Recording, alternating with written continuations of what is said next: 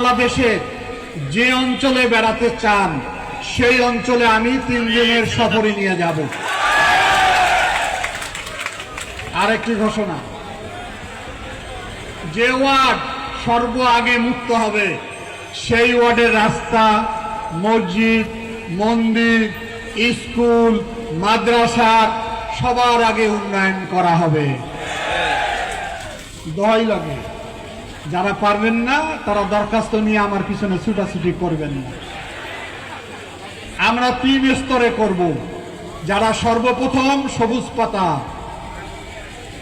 যারা ধীরে আগাবেন হলুদ, যারা পারবেন না যদিও লাল হলো আলোকিত লালমনিয়ার লালে ভরা তারা রেড জোনে থাকবেন। আমাদের কাছে যাবেন, মসজিদের উন্নয়ন, মন্দিরের সংস্কার, রাস্তা ঠিক করেন ভাই, ওই ওয়ার্ডগুলো করা হবে না। কেননা মসজিদে নামাজ পড়তেছি মানুষ ভালো করার জন্য, নিজে নামাজ পড়ে বাড়িতে গিয়ে ঘুমাবেন আর পাশের লোক মদ খাবে, গাঁজা খাবে, এই সমাজ আমরা গঠন করতে চাই না। প্রত্যেক মসজিদে ডিসি সাহেব চিঠি দিয়েছে, বাংলা খুতবায় তরজমার সময় এই অপরাধগুলো সম্পর্কে ইমাম সাহেবরা বয়ান দিবে, মন্দিরের পুরোহিতরা বয়ান দিবে। তাহলে কথা হলো, আমি দেখতে চাই 90 ওয়ার্ডের মধ্যে প্রথম স্থান অধিকার করে কোন ওয়ার্ড।